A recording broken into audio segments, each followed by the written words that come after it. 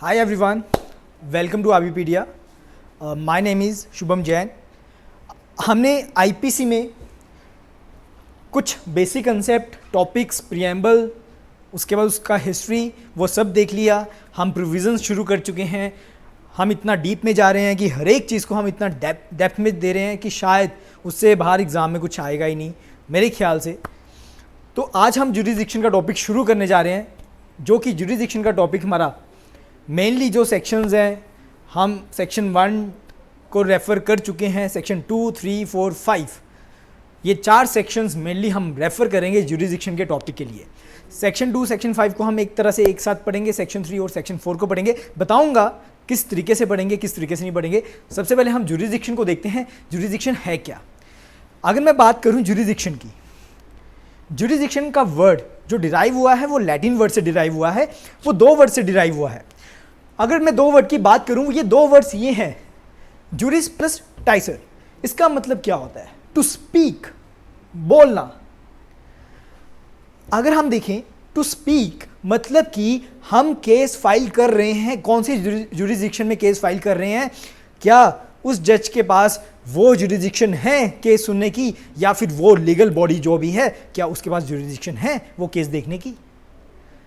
तो जुरिसडिक्शन तो बड़ी मैटर कर जाती है.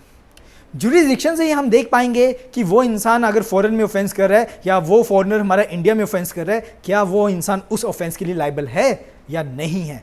हम कैसे देख पाएंगे? जुरिसडिक्शन के टॉपिक से ही इस चीज़ को देख पाएंगे. तो अगर मैं बात करूं, जुरिसडिक्शन एक इतना इंपॉर्टेंट टॉपिक बन जाता है आपके एग्जाम के लिए. जुरिसडिक्शन टॉपिक आपका इतना इंपॉर्टेंट बन जाता है, चाहे आपने जज बनना है, चाहे एडवोकेट बनना है, चाहे आपने लीगल ऑफिसर अपॉइंट होना है. तो जुरिसडिक्शन आपका मेन टॉपिक है. तो मैं जुरिसडिक्शन के टॉपिक की बात करूं, जुरिसडिक्शन हमारी 2 तरीके की होती है, intra territorial, extra territorial. There are 2 types of jurisdiction. One is intra territorial, another one is extra territorial jurisdiction. तो इंट्रा और एक्स्ट्रा की मैं बात करूं, तो आज हम इंट्रा को देखेंगे. पर इंट्रा को देखने से पहले मैं आपको एक बेसिक कंसेप्ट बताऊंगा और कुछ एग्जांपल्स बताऊंगा, और नेक्स्ट लेक्चर में हम उन एग्जांपल्स को देखेंगे. आज मैं आपको एक्स्ट्रा इंट्रा दोनों की एग्जांपल्स लिखवाऊंगा. टोटल 8 एग्जांपल्स लिखवाऊंगा. 8 एग्जांपल्स गारंटी देता हूं, उसमें आपका सारा का सारा जुरिसडिक्शन की एग्जांपल्स खत्म हो जाएंगी, सारा टॉपिक खत्म हो जाएगा. उससे बाहर आपका प्री हो चाहे मेंस हो मैटर नहीं करेगा, उसके बीच में से क्वेश्चन आएंगे. ये मैं आपको लिख के दे सकता हूँ, ये चीज़ याद रखना. तो हमने देखा 2 तरह की हमारी जुरिसडिक्शन होती है, इंट्रा होती है, एक्स्ट्रा टेरिटोरियल होती है. तो हमारा इंडियन पिनल कोड आईपीसी का आप सेक्शन 18 ओपन करें. सेक्शन 18 हमारा किससे डील कर रहा है? हमारा इंडिया के साथ डील कर रहा है. मतलब इंडिया के बारे में बता रहा है. India means the territory of India excluding the state of Jammu and Kashmir, पर आप जम्मू एंड कश्मीर में भी अप्लाई होगा. अब मैं बात करूं, आईपीसी का सेक्शन 18 डिफाइन कर रहा है, सीआरपीसी का सेक्शन 2 क्लोज एफ डिफाइन कर रहा है, और हमारा कॉन्स्टिट्यूशन का article 1 close 3 territory of India को डिफाइन कर रहा है. तो हम सेक्शन 18 और सीआरपीसी को एक नॉर्मल टर्म लेके चलते हैं. उन्होंने बड़ा इजीली एक्सप्लेन कर रखा है. सेक्शन 18 ऑफ आईपीसी और सीआरपीसी का सेक्शन 2 क्लोज एफ, ये सेक्शंस लिख लो. हम बेसिकली 3 प्रोविजंस एक साथ इंटरलिंक कर रहे हैं. Section 18 of IPC, section 2 close F of CrPC criminal procedure code, उसके बाद article 1 close 3 of Indian constitution. ये हमारा डील कर रहा है इंडिया के साथ. अब हम देखना है कि कॉन्स्टिट्यूशन का आर्टिकल देखना है. मेनली कॉन्स्टिट्यूशन के आर्टिकल को ही हम लेके चलेंगे, क्योंकि वो मेन चीज़ है आपका जो बताएगा, उससे हमारा टॉपिक शुरू होएगा कि बेसिकली इंडिया क्या है. टेरिटरी जुरिसडिक्शन को देखने से पहले, बेसिकली जुरिसडिक्शन हमारी अलग अलग तरीके की हो सकती है. सब्जेक्ट मैटर जुरिसडिक्शन हो सकती है, पेक्यूनरी जुरिसडिक्शन हो सकती है, टेरिटोरियल जुरिसडिक्शन हो सकती है. There are different types of jurisdiction. पर टेरिटोरी जुरिसडिक्शन के लिए हमें आर्टिकल 1 क्लोज 3 को रेफर करना पड़ेगा, क्योंकि उसमें से इतना ज़्यादा इंटरप्रिटेशन निकलने वाला है, तभी आपको जुरिसडिक्शन का आगे टॉपिक समझ आएगा. याद रखना, इंपॉर्टेंट टॉपिक है आज का आपका काफ़ी ज़्यादा. आर्टिकल 1 क्लोज 3, आर्टिकल 1 क्लोज 3 क्या बता रहा है? Territory of India shall comprise Number 1, territory of the state. Number 2, the UT specified in first schedule. Number 3, such other territory may be acquired. Such other territory may be acquired. तो आपका 3 territory of India जो है वो comprise कर रहा है, the territory of the state, the UT specified in first schedule, such other territory may be acquired. अब territory of the state, अगर मैं टेरिटरी ऑफ द स्टेट की बात करूं, अब जैसे कि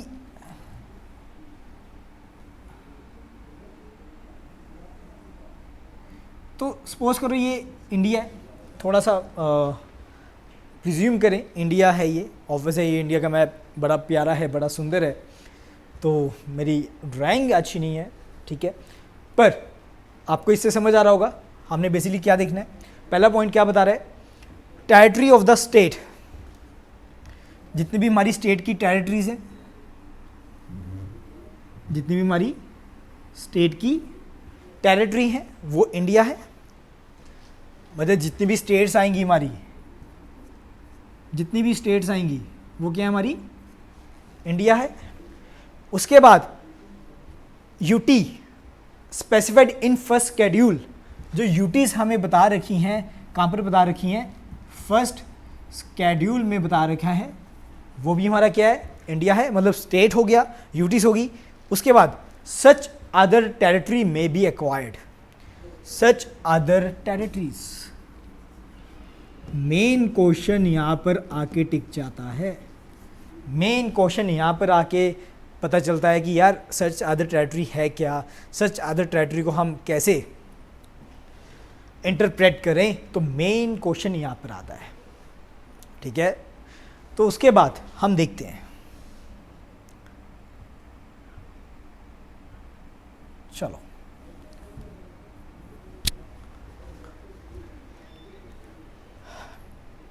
अगर आप देखते हो, सबसे पहले मैं आपको इजी वर्ड में बताना चाहूँगा. सबसे पहले हमारा आ जाता है entire land mass of India.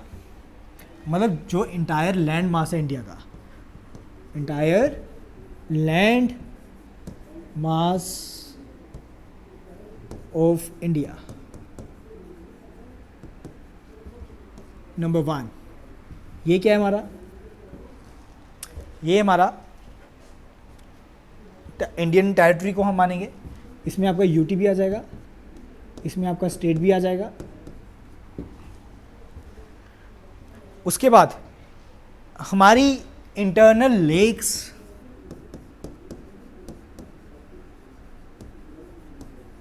ये हमारा टेरिटरी में आ जाएगा. सच अदर टेरिटरी की हम बात करेंगे, पर अभी मैं आपको बेसिक चीज़ें बता रहा हूँ जो कि आ रही हैं, पहले ही हम देख रहे हैं. इंटरनल लेक्स, रिवर्स, टैंक्स, सी, कैनाल्स, वो सब हमारा किस में आ जाएगा, इंडियन टेरिटरी में आ जाएगा. अब इंटरनल टेरिटरी, इंटरनल लेक्स की मैंने बात कर रहा हूँ, एक थर्ड पॉइंट लिख रहा हूँ, उसके बाद मैं दोनों को बताऊंगा कि दोनों में फ़र्क क्या है. मैरीटाइम टेरिटरीज, मैरीटाइम टेरिटरी,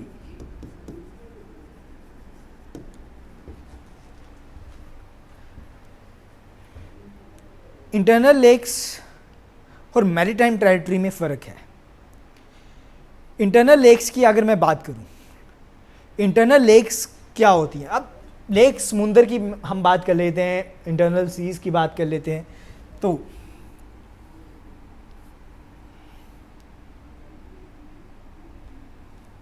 हाँ जी, यस, देखते हैं.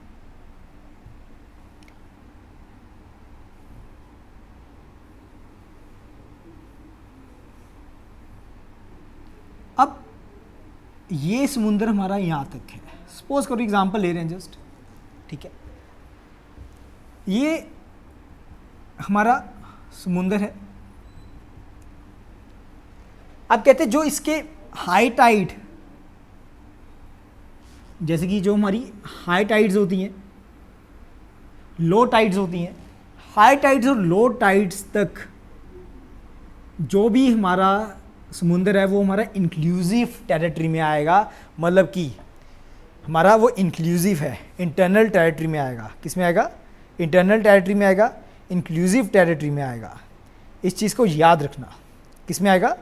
इंटरनल टेरिटरी में आएगा या फिर इंक्लूसिव टेरिटरी में फोल्ड करेगा। इतना समझ आ गया सभी को? ठीक है। उसके बाद हम देखते हैं आगे। नेक्स्ट, मैरीटाइम टेरिटरी की बात करूं, कहते हैं इंक्लूसिव टेरिटरी से 12 नॉटिकल माइल, 12 नॉटिकल माइल्स, ये हमारा पब्लिक इंटरनेशनल लॉ बताता है। पब्लिक इंटरनेशनल लॉ जो हम पढ़ते हैं, हम देखते हैं कि इंडिया की टेरिटरी से 12 नॉटिकल माइल वो एरिया भी हमारा है। सपोज करो ये 12 नॉटिकल माइल है, ये एरिया भी किसका है? हमारा है। ये इंटरनल लेक्स होगी हाई टाइड लो टाइड की। उसके बाद ये सपोज करो 12 नॉटिकल माइल्स था। कितना था? 12 नॉटिकल माइल। ये भी हमारा इंटरनल लेक में आएगा, इंक्लूसिव टेरिटरी में फोल्ड करेगा। तो मतलब कि इंडिया की इंक्लूसिव टेरिटरी से बाहर जो होगी 12 नॉटिकल माइल, वो भी हमारी इंडियन टेरिटरी में फॉलो कर जाएगा, इंडियन टेरिटरी में ही आएगा। हाँ, फर्क क्या आ जाता है 12 नॉटिकल माइल्स की अगर मैं बात करूं, इसमें ट्रीटीज होती हैं हमारी कंट्रीज़ की। इसमें जिन कंट्रीज़ के साथ ट्रीटीज हो रखी हैं वहाँ तक शिप्स आपकी बड़ी आराम से आ सकती हैं, उनको आने का कोई दिक्कत नहीं है 12 नॉटिकल माइल के एरिया में। पर अगर मैं बात करूँ इंटरनल लेक्स की, वहाँ पर आने के लिए परमिशन चाहिए। चाहे आपकी ट्रीटी हो रखी थी 12 नॉटिकल माइल तक की, पर अंदर तक की ट्रीटी नहीं हो रखी थी, तो वो 12 नॉटिकल माइल के बाद वाली इंक्लूसिव टेरिटरी जो है, इंटरनल लेक्स जो हैं, उसमें वो नहीं आएगा। वो परमिशन लेगा, वो पहले परमिशन ले लेगा, वो बोलेगा कि मुझे आने दो अंदर, क्योंकि वो हमारी इंक्लूसिव है, वो हमारी अपनी ही है। कहने को 12 नॉटिकल माइल को भी हम इंक्लूसिव मानते हैं, पर वो तो हमारी इंटरनल ही है ना, तो दोनों में फ़र्क हो गया। इसलिए हम क्या करते हैं, इंटरनल लेक और मैरीटाइम टेरिटरी को मैंने अलग अलग लिखा। एग्जामिनर आपसे एग्जाम में इंटरव्यू में पूछ लेता है कि what do you mean by internal lakes and maritime territory, आपको बताना पड़ेगा इसका आंसर, क्योंकि पब्लिक इंटरनेशनल लॉ हमें मैरीटाइम टेरिटरी के बारे में बड़ा अच्छे से बताता है। उसके बाद हमने पहले क्या देखा, इंटायर लैंड मास, उसमें आपकी स्टेट और यूटी दोनों आ जाएंगी। दूसरा हमने देखा internal lakes, river, tanks, canals, sea, वो सब हमारा किस में आएगा, सेकंड पॉइंट में आ जाएगा। थर्ड पॉइंट हमारा आ गया मैरीटाइम टेरिटरी, हमने 12 नॉटिकल माइल को देखा, वो भी हमारी इंक्लूसिव टेरिटरी में आ जाएगी। ठीक है, तो वो हम मतलब इंक्लूसिव टेरिटरी अपनी मानेंगे, मतलब इंटरनल टेरिटरी मानेंगे, एक्स्ट्रा टेरिटोरियल जुरिडिक्शन नहीं मानेंगे उसको। ठीक है, इंट्रा टेरिटोरियल जुरिडिक्शन ही मानेंगे उसको हम। ओके, उसके बाद ऑफेंस के लिए हम बात कर रहे हैं। ठीक है, किसके लिए बात कर रहे हैं, ऑफेंस के लिए बात कर रहे हैं। उसके बाद आगे एयर, लैंड, सी। एयर, हवा, हमारी जो टेरिटरी में हवा चल रही है वो हमारी है। लैंड, हमारी ज़मीन, मैं लैंड के ऊपर खड़ा हूँ ना, ज़मीन के ऊपर खड़ा हूँ, वो भी हमारी टेरिटरी है। उसके बाद मैंने एयर बताया, लैंड बताया, समुंदर, हमारे ये जितने भी हैं वो समुंदर हमारे अपने हैं जो हमारी टेरिटरी में आ रहे हैं। अब क्वेश्चन राइज होता है लैंड, मैं कहा मैं लैंड के ऊपर खड़ा हूँ, समुंदर, मैं समुंदर के ऊपर हूँ। हवा, मैं हवा के ऊपर हूँ, मेरा प्लेन इंडिया की ऊपर जा रहा है, इंडिया के ऊपर से जा रहा है। अब क्वेश्चन राइज होता है, सपोज करो मैं माइनिंग कर रहा हूँ, माइनिंग का होती है ज़मीन के नीचे, वहाँ जाके किसी का मर्डर कर देता हूँ।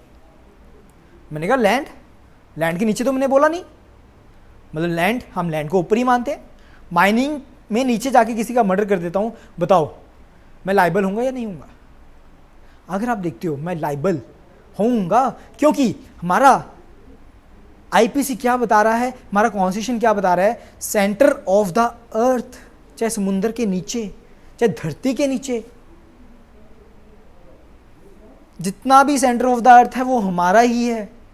मैं इंसान को नीचे जाके लेके जाके मार देता हूँ तब भी मैं आईपीसी में लाइबल हो जाऊंगा। मैं ये डिफेंस नहीं ले सकता सर आईपीसी में तो जुरिडिक्शन ये बता रखी है कि लैंड के ऊपर, नहीं, आईपीसी ने क्लियर कट कर दिया लैंड के नीचे भी आप लाइबल हो आईपीसी के अंडर।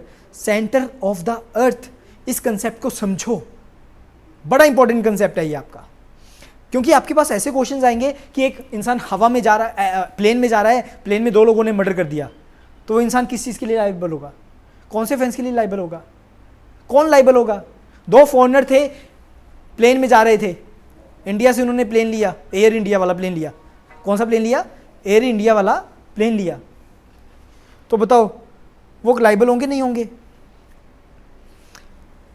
फॉरेनर्स। अब ऐसे क्वेश्चंस जब आते हैं हमारा दिमाग पजल हो जाता है, तो यही क्वेश्चंस हमने इस चीज़ों में देखना है।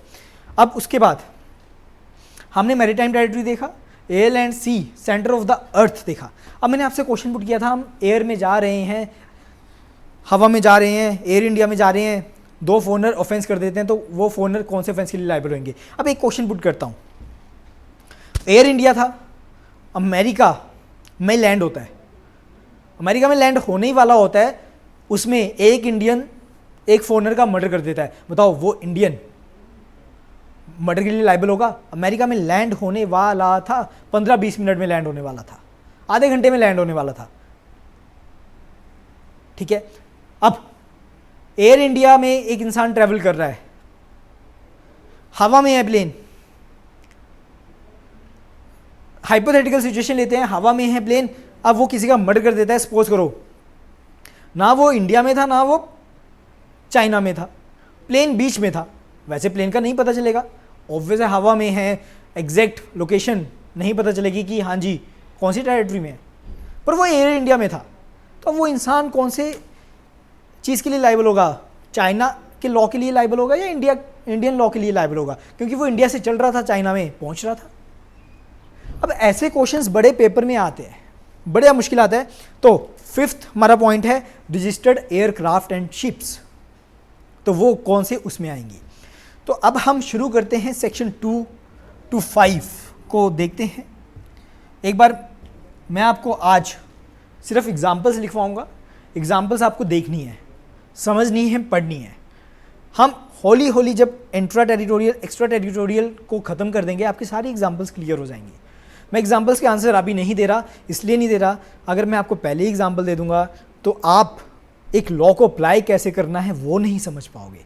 मेरा मेन मकसद है कि लॉ की इंटरप्रिटेशन कैसे निकालनी होती है वो आप समझो, ना कि जस्ट रिटेन करो, रट्टा मारो, एग्जाम्पल्स को रट्टा मार लो, उसके आंसर्स को रट्टा मार लो। नहीं, जिस दिन आपको लॉ समझ आ जाएगा उस दिन आप कोई भी एग्जाम्पल 1 सेकंड में निकाल लोगे, कोई भी इलस्ट्रेशन 1 मिनट में समझ जाओगे। ये चीज़ को याद रखना।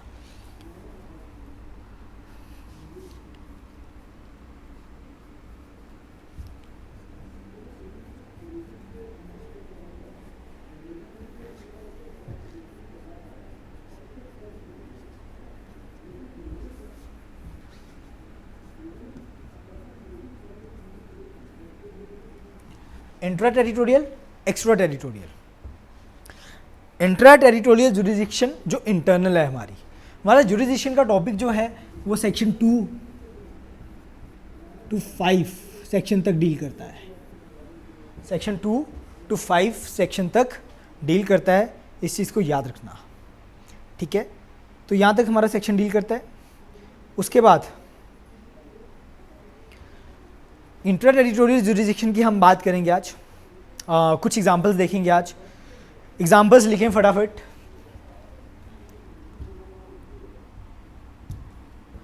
फर्स्ट एग्जांपल है, ए फॉरेनर है,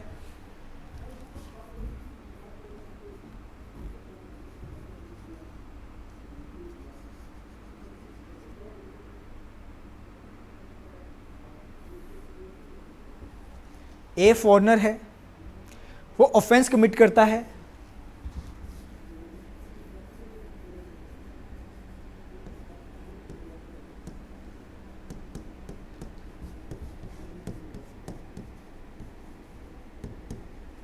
इंडिया में।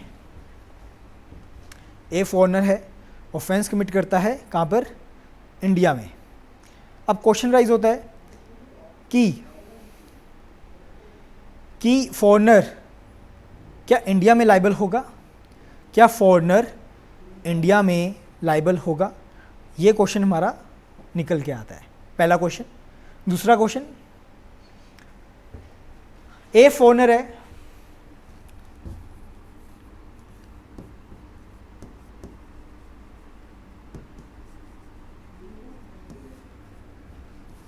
ऑफेंस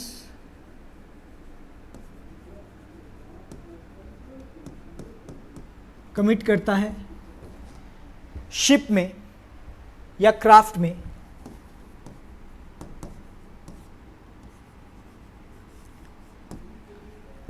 शिप में या क्राफ्ट में। अब यहां पर यही क्वेश्चन राइज होता है, अब यहां पर यही क्वेश्चन राइज होता है, क्या क्वेश्चन राइज होता है कि जो फॉरेनर है वो कौन से ऑफेंस के लिए लाइबल है, वो इंसान कौन से ऑफेंस के लिए लाइबल है, मतलब कौन से offence in the sense A foreigner क्या इंडिया में लाइबल है। सपोज करो ये शिप क्या थी, क्राफ्ट इंडियन रजिस्टर्ड शिप थी, कौन सी थी, इंडियन रजिस्टर्ड शिप थी। अगला क्वेश्चन, थर्ड क्वेश्चन,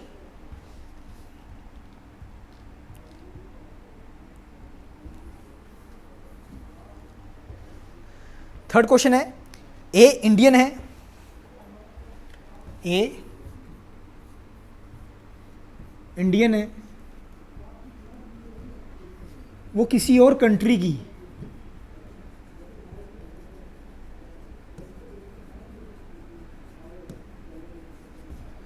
सिटीजनशिप लेता है,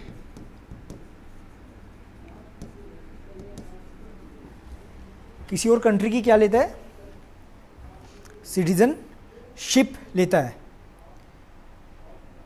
और वो ऑफेंस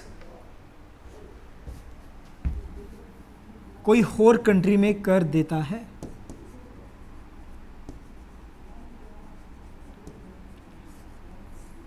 क्या ये लाइबल होगा, ए इज लाइबल। बड़ा इंपॉर्टेंट क्वेश्चन है ये एग्जाम में आता है बड़ी बार। अब अगला क्वेश्चन, फोर्थ क्वेश्चन, ए पाकिस्तान से है, ए कहां से है, पाकिस्तान से है, वो इंडिया में नहीं होता, he is not in India,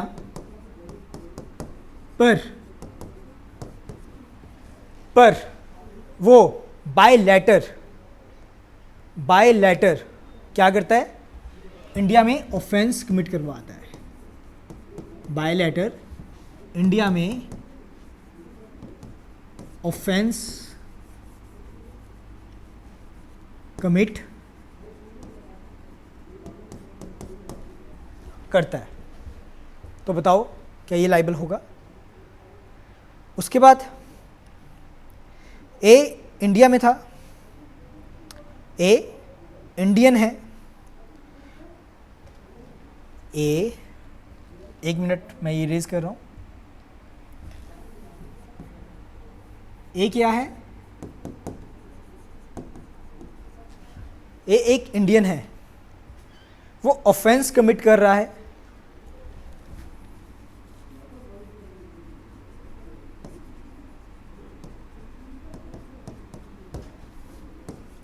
foreign ship में,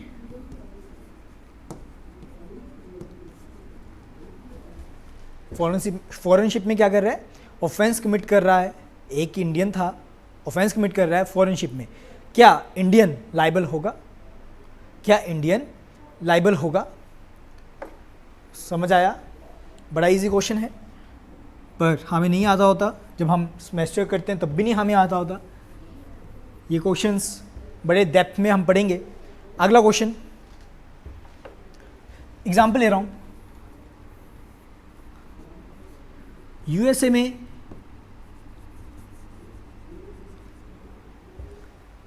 ऑफेंस था, एग्जाम्पल लेता हूं एक, जैसे अडल्ट्री है, अडल्ट्री हमारे इंडिया में पहले ऑफेंस होता था, अब नहीं है, पर एग्जाम्पल के लिए हम अडल्ट्री को अभी भी इंडिया में ऑफेंस मान रहे हैं, सिर्फ एग्जाम्पल के लिए, प्लीज़ याद रखना, अडल्ट्री अब ऑफेंस नहीं है, इस चीज़ को लिख लो। कभी पेपर में आप कहो कि सर ने बोला था अडल्ट्री ऑफेंस है, नहीं, अब अडल्ट्री ऑफेंस नहीं है, ठीक है, मैंने ये पहले भी बता चुका है बार बार कि अडल्ट्री अब ऑफेंस नहीं है, पहले अडल्ट्री ऑफेंस था, हम एग्जाम्पल के लिए अभी अडल्ट्री ऑफेंस मान रहे हैं इंडिया में, ठीक है। यूएसए में भी अडल्ट्री ऑफेंस था, इंडिया में भी अडल्ट्री क्या है, ऑफेंस था, दोनों जगह क्या था, ऑफेंस था। इंडियन एक यूएसए में जाके अडल्ट्री का ऑफेंस कमिट कराता है, अडल्ट्री का ऑफेंस कमिट करता है एक इंडियन। अडल्ट्री का मतलब क्या होता है, आप शादीशुदा हो फिर भी किसी थर्ड पर्सन, किसी और पर्सन के साथ जाके सेक्सुअल इंटरकोर्स कर देते हो, तो ये अडल्ट्री का ऑफेंस बन जाता है। तो एक यूएसए था, यूएसए सिटीजन था, यूएसए में भी ऑफेंस था, इंडिया में भी ऑफेंस था। इंडियन यूएसए की टेरिटरी में जाके ऑफेंस कमिट कर देता है अडल्ट्री का, तो क्या इंडिया में वो ट्रायबल होगा, वो ट्राइड बाय इंडियन कोर्ट्स के द्वारा होगा या नहीं होगा? ये हमारा क्वेश्चन था, 6th क्वेश्चन। अब हम बात करते हैं 7th क्वेश्चन की। प्लीज़ ये क्वेश्चंस लिख लें, बड़े इंपॉर्टेंट क्वेश्चन है। मैं बार बार बोल रहा हूँ, जुरिडिक्शन से टॉपिक से रिलेटेड इससे बाहर कोई क्वेश्चन बनता ही नहीं, सारा जुरिडिक्शन आपका इसमें ही खत्म हो जाएगा। अब सपोज करो यूएसए में ऑफेंस नहीं था, यूएसए में ऑफेंस नहीं था, पर इंडिया में ऑफेंस था।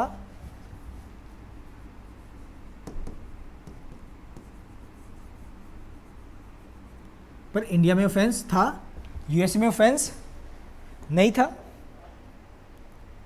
तो क्या एक फॉरेनर एक इंडियन अमेरिका में जाके अडल्ट्री का ऑफेंस कमिट कराता है? कौन सा ऑफेंस कमिट कराता है? अडल्ट्री का ऑफेंस कमिट कराता है। क्या इंडियन कोर्ट के द्वारा वो पर्सन इंडियन ट्राइबल होगा? इंडियन कोर्ट्स के द्वारा क्या वो ट्राइबल होगा? उसके बाद एक फॉरेनर था। अगला क्वेश्चन, लास्ट क्वेश्चन हमारा,